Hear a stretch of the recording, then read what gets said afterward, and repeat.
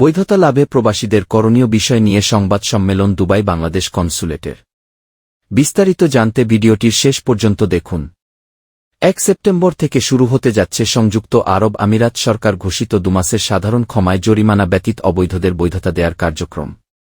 এতে প্রবাসী বাংলাদেশিদের মধ্যে যারা বৈধতার সুযোগ নিতে চান অথবা দেশে ফিরে যেতে চান তাদের করণীয় সম্পর্কে গত বুধবার বিকেলে সংবাদ সম্মেলন করেছে বাংলাদেশ কনস্যুলেট জেনারেল দুবাই।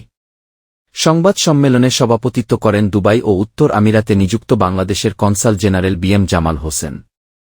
এ সময় উপস্থিত ছিলেন কনস্যুলেটের প্রথম প্রেস সচিব মোহাম্মদ আরিফুর রহমান সহ অন্যান্য কর্মকর্তাবৃন্দ। সংবাদ সম্মেলনে consul general BM Jamal Hossain জানান, এ সেবা পেতে দুবাইয়ের ভিসাধারীদের আলাবির ইমিগ্রেশনে এবং আমিরাতের অন্যান্য অঞ্চলের ভিসাধারীদের সংশ্লিষ্ট প্রদেশের অভিবাসন কেন্দ্রে যেতে হবে। তাদের নির্দেশনা অনুযায়ী আমিরাত সরকার অনুমোদিত টাইপিং সেন্টার, তাশহিল বা আমের সেন্টারে যেতে হবে। দেশে যাওয়ার জন্য এক্সিট পারমিট পেতে মূল পাসপোর্ট এবং দূতাবাস বা কনস্যুলেট থেকে ট্রাভেল পারমিট লাগবে।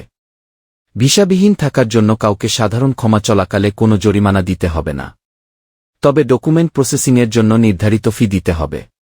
যারা সংযুক্ত আরব আমিরাতে অবৈধভাবে অনুপ্রবেশ করেছেন তারা পাসপোর্ট বা বাংলাদেশি হিসেবে কোনো প্রমাণ বা সংশ্লিষ্ট দেশের ভিসার প্রমাণ ও আগের ভিসার তথ্য দিয়ে কনস্যুলেট বা দূতাবাস থেকে ট্রাভেল পারমিট সংগ্রহ করে সংশ্লিষ্ট ইমিগ্রেশনে এক্সিট পারমিট নিতে পারবেন। ভিসা নিয়মিত করা ও দেশে যাওয়ার প্রেক্ষিতে এক্সিট পারমিটের জন্য নির্ধারিত ফি দিতে হবে। এক্সিট পারমিট পাওয়ার পর ১-৪ দিন তার মেয়াদ থাকবে। সংশ্লিষ্ট ইমিগ্রেশনে বায়োমেট্রিক্স স্ক্যান করার পর এক্সিট পারমিট ইস্যু করা হবে।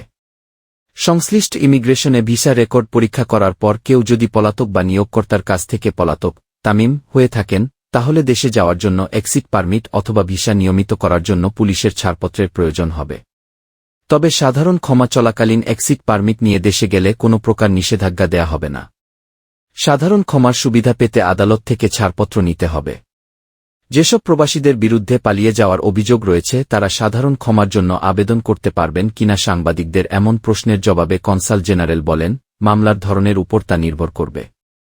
এক্ষেত্রে পলাতক বা তামিম রিপোর্ট আপডেট করে সংশ্লিষ্ট ইমিগ্রেশন কর্তৃপক্ষ দেশে যাওয়ার জন্য এক্সিট পারমিট ইস্যু করবেন।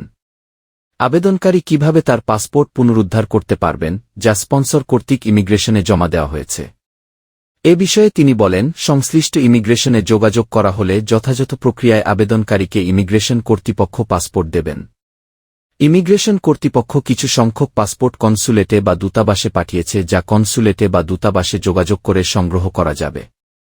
আবেদনকারী জরিমানা মওকুফ ও ভিসা নিয়মিতকরণ কার্যক্রম শেষ করে কি সরাসরি কর্মসংস্থান ভিসার জন্য আবেদন করতে পারবেন কিনা এমন প্রশ্নের জবাবে কনসাল জেনারেল বলেন, সরাসরি সংশ্লিষ্ট ইমিগ্রেশনে গিয়ে পাসপোর্ট ও ভিসা বা পরিচয়পত্র দাখিল করে প্রসেসিং ফি দিয়ে জরিমানা মওকুফ করা হবে এবং ৬ মাস মেয়াদী জব সিকার্স ভিসা ইস্যু করা হবে। আমিরাতে বাংলাদেশিদের সাধারণ ভিসা হচ্ছে না। এক্ষেত্রে সাধারণ ক্ষমার সুযোগ প্রত্যাশীদের জন্য করণীয় সম্পর্কে তিনি বলেন, সাধারণ ক্ষমা চলাকালীন সাময়িকভাবে নতুন ভিসা দেয়া বন্ধ থাকবে। অনিয়মিত আনডকুমেন্টেড অবৈধভাবে বসবাসকারী বাংলাদেশি যাদের ভিসার মেয়াদ ইতোমধ্যে শেষ হয়েছে তারা সাধারণ ক্ষমার সুযোগ পাবেন। যারা ভিজিট ভিসায় এসেছেন তারাও সাধারণ ক্ষমা চলাকালীন সময়ে বৈধ হওয়ার সুযোগ পাবেন।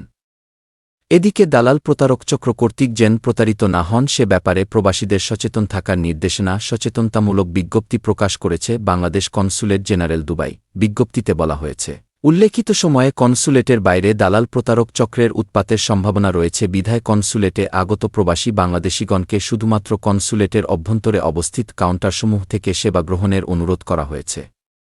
এক্ষেত্রে কনস্যুলেটের অভ্যন্তরে কাউন্টার ব্যতীত বাইরে অন্য কোথাও কোনো প্রকারের আর্থিক লেনদেন না করার জন্য নির্দেশনা প্রদান করেছে কনস্যুলেট।